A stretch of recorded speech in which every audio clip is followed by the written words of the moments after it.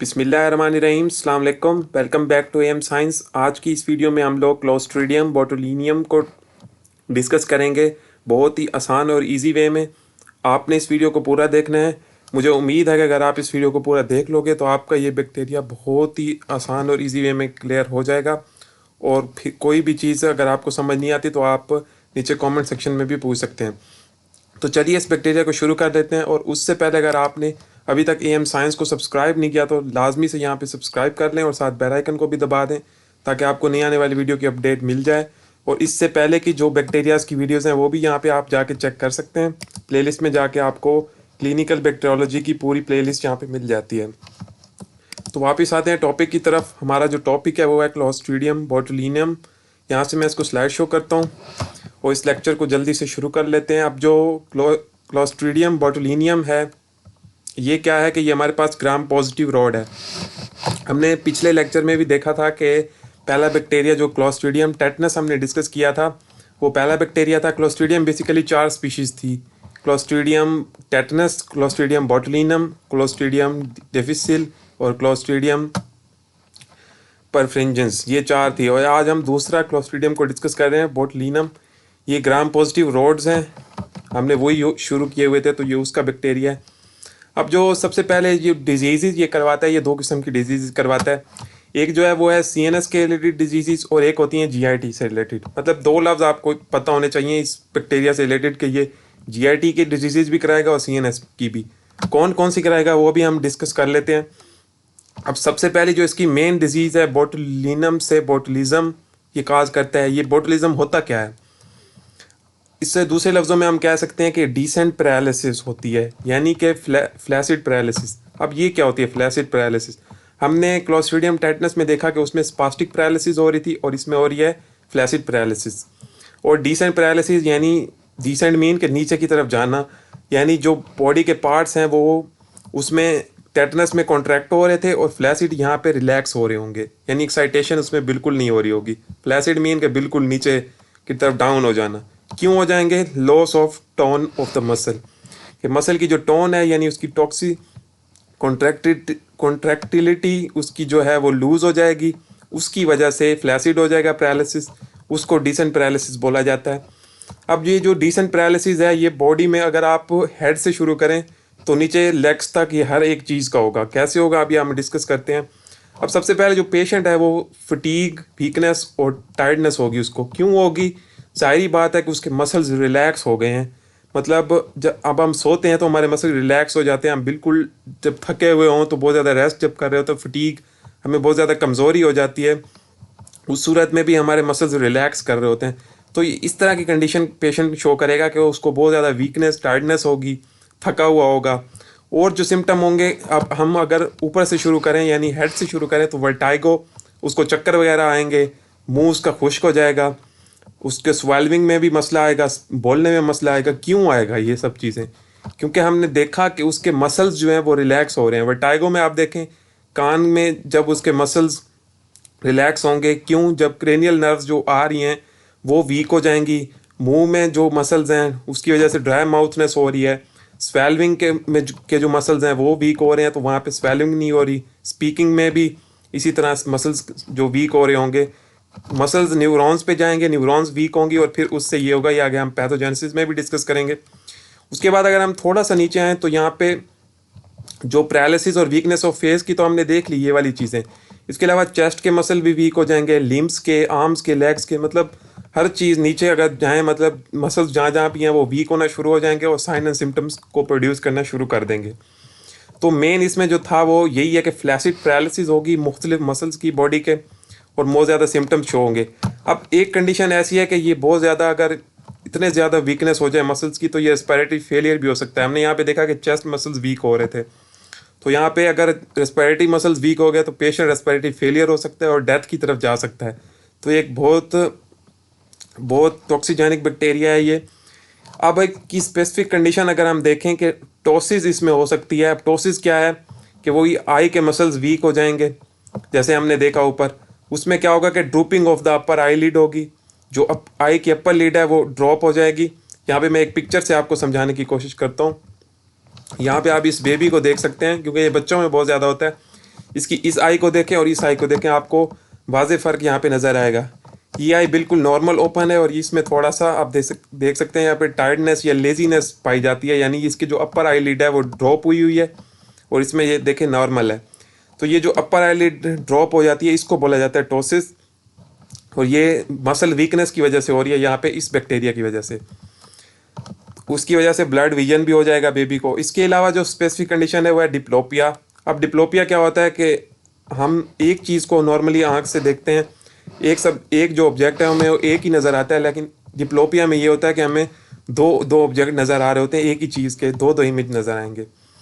जब हम उससे सेंस करेंगे, परसेप्शन करेंगे, तो डिप्लोपिया होगा। अब ये जो दो कंडीशन है ये इसके साथ एसोसिएटेड हैं।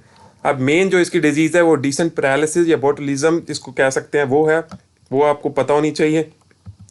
उसके बाद जो एक स्पेसिफिक कंडीशन है वो बच्चों के अंदर होगी इस बैक्टीरिया की वजह से, उसको बोलते हैं फ्लॉपी बेबी सिंड्रोम। पहली होगी डिसेंट पैरालिसिस, दूसरी है फ्लॉपी बेबी सिंड्रोम। अब इसमें क्या होगा कि यहाँ पे मैं आपको एक पिक्चर से समझाने की कोशिश करता हूँ। यहाँ पे अगर आप इस दूसरी पिक्चर को देखें, यहाँ पे एक बेबी है जिसको एक बंदे ने उठाया हुआ है यहाँ पे, और उसका देखें बिल्कुल वो डाउन है, यहाँ पे उसके ऐसे बाजू नीचे की तरफ है। इस यहाँ पे भी उसको ऊपर की तरफ उठा रहा है तो वो नीचे की तरफ खुद ब खुद जा रहा है। तो ये क्यों हो रहा है कि उसके जो मसल्स हैं वो हाइपोटोनिक हो गए, यानी उसकी टोन ख़त्म हो गई है, इसकी वजह से उसको वो यहाँ पे डाउन हो रही है उसकी बॉडी मूवमेंट्स। ये क्यों होती है? ये इसी बैक्टीरिया की वजह से होती है। कैसे होती है? यहाँ पे जो बेबी है वो बिल्कुल डॉल की तरह, रैग डॉल की तरह बिहेव करता है। जैसे आप एक बेजान गुड़िया को उठाएं तो वो भी ऐसे गिर रही होती है, अगर आप उसको ऐसे ऐसे मूव करें तो बेबी जो है वो इस तरह प्रेजेंट करता है। तो डॉक्टर ये तकरीबन 1-2 मिनट में ही जब वो बेबी पैदा होता है तो वहाँ पे वो चेक कर लेते हैं फ्लॉपी बेबी सिंड्रोम बेबी को है या नहीं है। तो ये जो फ्लॉपी बेबी सिंड्रोम है ये बेबीज़ को भी हो सकता है। तो ये दो डिजीज़ मेन है जो CNS से रिलेटेड हैं, डिसेंट पैरालिसिस और फ्लॉपी बेबी सिंड्रोम। फिर उसके फीचर्स आपको पता होने चाहिए। कलर्स को आपने याद रखना है, कलर में मेन मैंने हाईलाइट किया हुआ है यहाँ पे। उसके बाद नेक्स्ट देख लेते हैं कि ये तो हमारी वो पिक्चर्स आ गई।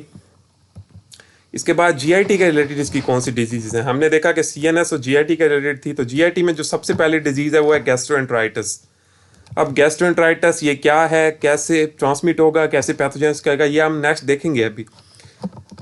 अब गैस्ट्रोएंटराइटिस क्या था? ये जो है inflammation of the intestinal mucosal membrane. Gastrointestinal itis mean inflammation, और गैस्ट्रोइंटेस्टाइनल एंटेरो मीन के inflammation of the intestinal mucosa. अब ये भी इसके साथ एसोसिएटेड है। ये मोर स्पेसिफिक नहीं है क्योंकि गैस्ट्रोएंटराइटिस और बैक्टीरिया में भी होता है। अगर आप डायग्नोस कैसे करोगे, आप वो जो CNS की सिम्टम्स हैं उसी से इस बैक्टीरिया को डायग्नोस करते हो, उसके साथ अगर ये गैस्ट्रोएंटराइटिस एसोसिएटेड हो।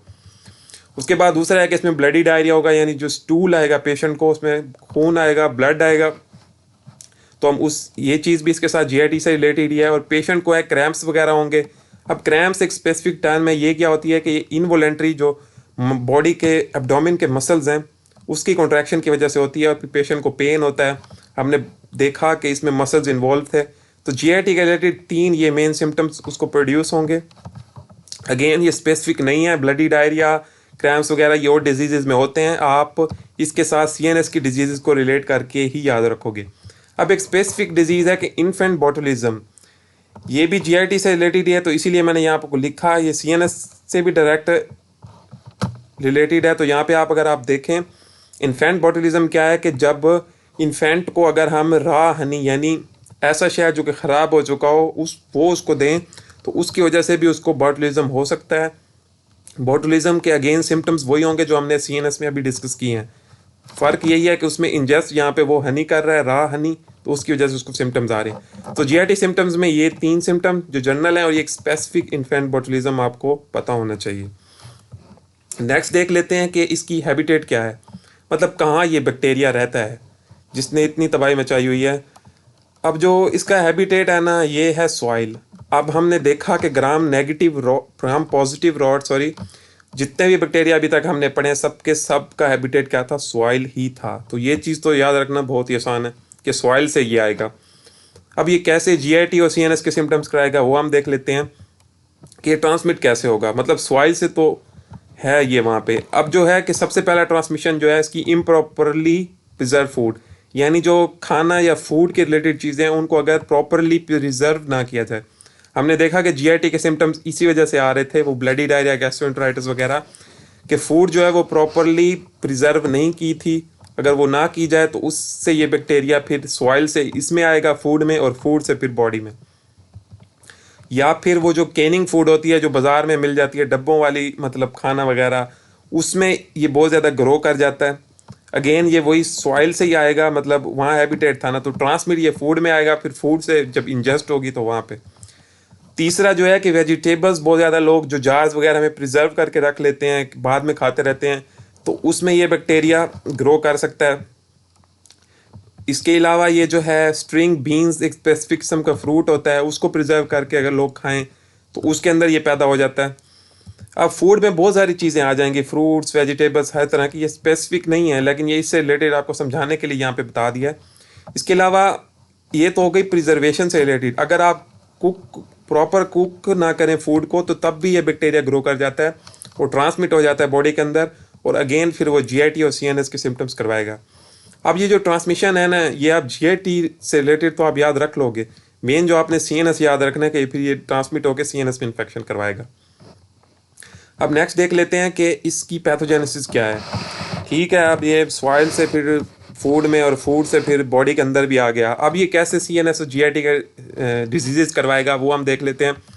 अब जो सबसे पहली है कि हमने देखा कि इसके अंदर ये सॉइल से आया है और इसके अंदर स्पोर प्रेजेंट है। आगे हम इस करेक्टरिस्टिक्स में भी डिस्कस करेंगे कि इसके अंदर स्पोर्स होते हैं। जितने भी हमने ग्राम पॉजिटिव रॉड्स पढ़े हैं सबके अंदर स्पोर था।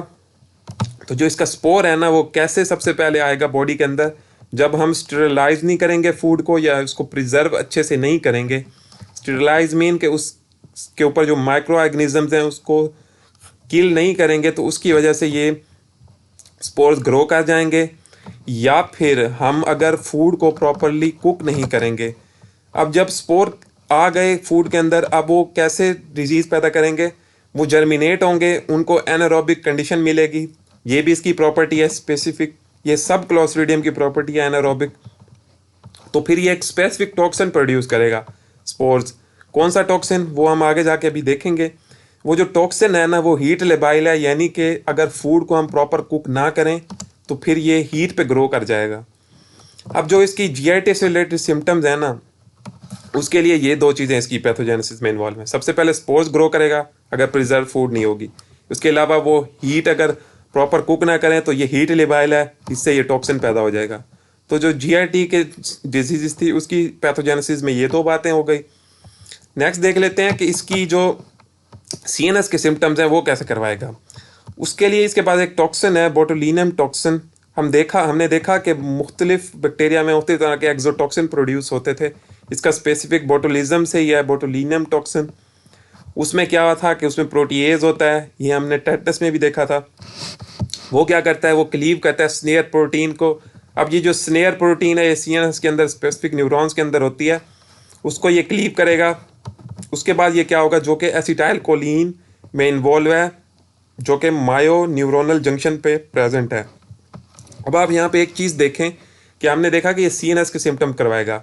कैसे करवाएगा कि जो एसिटाइल कोलिन है, अब जो मसल है ना, मसल के साथ एक न्यूरॉन जा रही है, न्यूरोनल जंक्शन एक बनता है, उस पे जो एसिटाइल कोलिन रिलीज होता है वही बेसिकली जो कॉन्ट्रैक्शन करवा रहा होता है डिपोलराइजेशन के बाद, तो उसकी रिलीज को ये रोकेगा। इसी वजह से रिलैक्सेशन बॉडी की होगी और मसल टोन खत्म होगी। और हमने देखा कि पूरे बॉडी के हेड से फीट तक हर चीज़ यहाँ पे फ्लैसिड हो रही थी।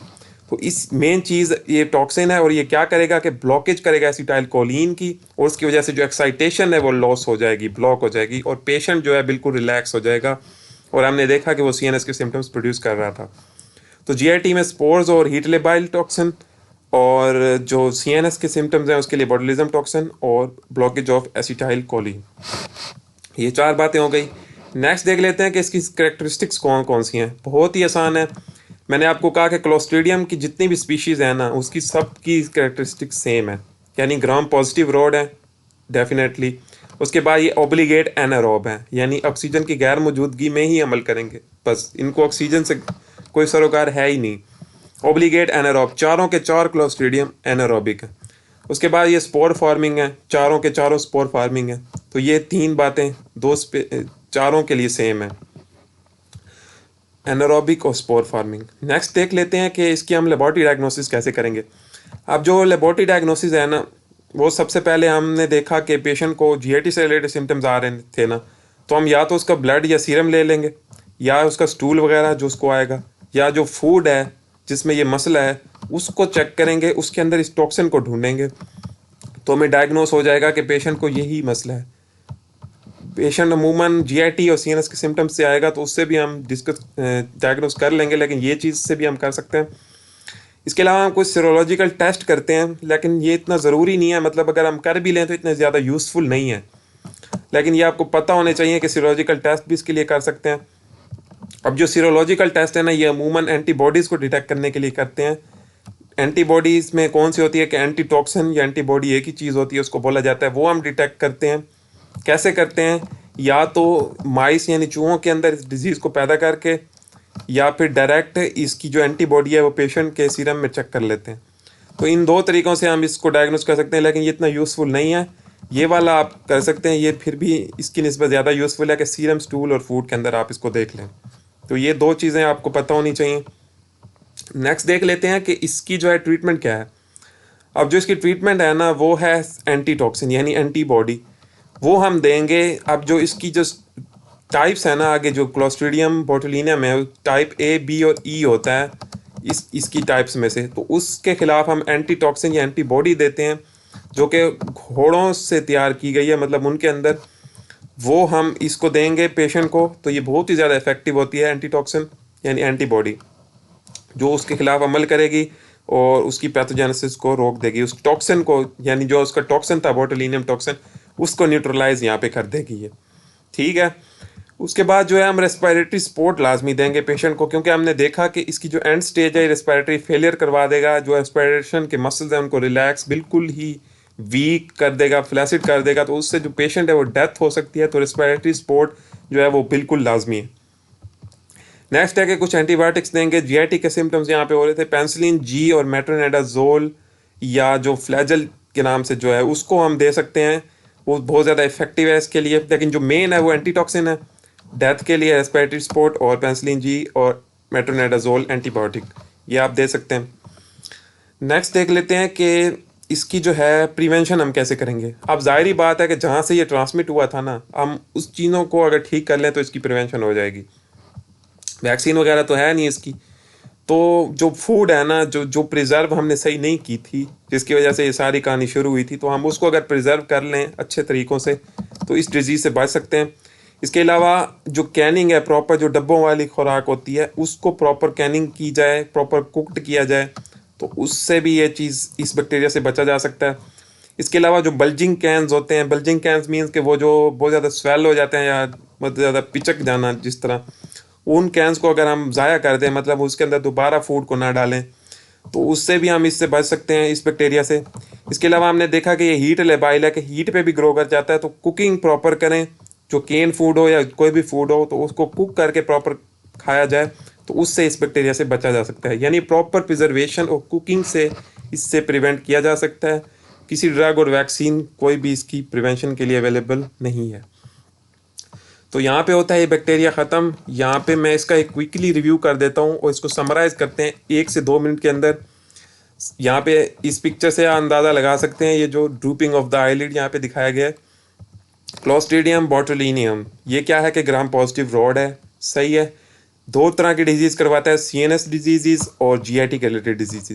सीएनएस में बोटुलिनियम या डिसेंट पैरालिसिस यानी फ्लैसिड पैरालिसिस, मसल्स को रिलैक्स कर देगा, सारे बॉडी के मसल्स को, ऊपर से शुरू करें नीचे तक। पेशेंट थका हुआ होगा, वर्टाइगो, मतलब ऊपर से शुरू करें, फेस, चेस्ट, लिम्स, हर तरह के मसल रिलैक्स कर देगा और एंड स्टेज पर रेस्पिरेटरी फेलियर भी करा सकता है। टॉसिस और डिप्लोपिया क्या होता है ये हमने देखा। डिप्लोपिया में 2 नज़र आएंगे, टॉसिस में ड्रूपिंग ऑफ द आईलिड, और फ्लोपी बेबी सिंड्रोम स्पेसिफिक है कि आगे हम इसमें मैं पिक्चर में बता देता हूँ। ये जो पिक्चर्स हैं ये आप क्लिनिकल डायग्नोसिस के लिए याद रख सकते हो, ऑस्पी के लिए याद रख सकते हो। यहाँ पे ड्रूपिंग ऑफ द आईलिड होती है, इस पे यहाँ पे इस पेशेंट में दे सकते हैं। और ये हाइपोटोनिया जो रैग डॉल की तरह बेबी बिहेव करता है। जीआईटी सिम्टम्स में हमने देखा कि गैस्ट्रोएंटराइटिस करवाता है, ब्लडी डायरिया और क्रैम्प्स, ये तीनों कॉमन डिजीजेज हैं। इसको सीएनएस के साथ आप याद रखोगे। इन्फेंट बॉटुलिज्म जो कि रॉ हनी से पैदा होता है, वो डिजीज़ ये करवाता है। फिर हमने देखा हैबिटेट में कि इसका हैबिटेट सॉइल है, जितने भी क्लोस्ट्रीडियम के हैं बैक्टीरिया। इसके अलावा ट्रांसमिशन में हमने देखा कि प्रॉपरली प्रिजर्व ना किया जाए फूड को, केन फूड को खाया जाए या फिर प्रॉपरली कुक ना किया जाए, तो उसकी वजह से ये ट्रांसमिट हो जाता है। पैथोजेनेसिस में हमने जो जीआईटी से रिलेटेड सिम्टम्स हैं उसके लिए हमने देखा कि स्पोर सर्वाइव कर जाएगा जब उसको कुक नहीं किया जाएगा, प्रिजर्व नहीं किया जाएगा, तो वो हीट की मौजूदगी में सर्वाइव कर जाएगा। सीएनएस की सिम्टम्स में हमने देखा बोtulism टॉक्सिन होगा जो कि प्रोटीएज रिलीज करके एसिटाइल कोलिन को ब्लॉक करेगा और एक्साइटेशन को रोक देगा। कैरेक्टरिस्टिक्स में हमने देखा कि इसकी 3 कैरेक्टरिस्टिक्स हैं जो चारों में सेम है। ग्राम पॉजिटिव रोड एनारोबिक है और स्पोर फॉर्मिंग। लेबोरेटरी डायग्नोसिस में हमने देखा कि जो सीरोलॉजिकल टेस्ट है वो इतना यूजफुल नहीं है, तो हम पेशेंट का स्टूल या सीरम या फूड के अंदर इसको चेक कर सकते हैं। ट्रीटमेंट में हमने देखा कि इसके खिलाफ एंटीटॉक्सिन सबसे ज़्यादा इफेक्टिव है। इसके अलावा रेस्पिरेटरी सपोर्ट लाजमी देंगे और एंटीबायोटिक्स जीआईटी के सिम्टम्स के लिए पेनिसिलिन जी और मेट्रोनिडाजोल आप दे सकते हैं। प्रिवेंशन में हमने देखा कि फूड को प्रिजर्व करेंगे प्रॉपर। इसके अलावा कैनिंग करेंगे फूड की, बल्जिंग कैंस को डिस्कार्ड करके कुकिंग करके हम इस डिजीज़ से बच सकते हैं। तो उम्मीद करता हूँ कि आपको ये जो टॉपिक है वो बिल्कुल क्लियर हो गया होगा। फिर भी अगर आपका कोई क्वेश्चन है तो आप नीचे कमेंट बॉक्स में पूछ सकते हैं, मैं आपको उसका जवाब दे के उस मसले को वहाँ पे क्लियर कर दूंगा। तो और अगर आपको ये समझ आ गया लेक्चर तो आप इस वीडियो को भी लाइक कर सकते हैं और अपने दोस्तों के साथ इसको शेयर कर सकते हैं, ताकि मैं आपके लिए इस तरह की अच्छी अच्छी वीडियोस लेके आऊँ। और इसके अलावा आप इस तरह की वीडियोस के लिए हमारे चैनल को भी सब्सक्राइब कर सकते हैं, साथ बेल आइकन को दबा सकते हैं ताकि आपको नहीं आने वाले वीडियो की अपडेट मिल जाए। इसके अलावा आप इस वीडियो के डिस्क्रिप्शन में जाके सोशल मीडिया अकाउंट्स को फॉलो कर सकते हैं, वहाँ पे आपको अच्छा अच्छा कंटेंट मिल जाएगा। तो बस इतना ही था वीडियो में, मिलते हैं नेक्स्ट बैक्टीरिया की वीडियो में। मैं वीडियो को पूरा देखने का बहुत बहुत शुक्रिया, तब तक के लिए खुदा हाफिज़।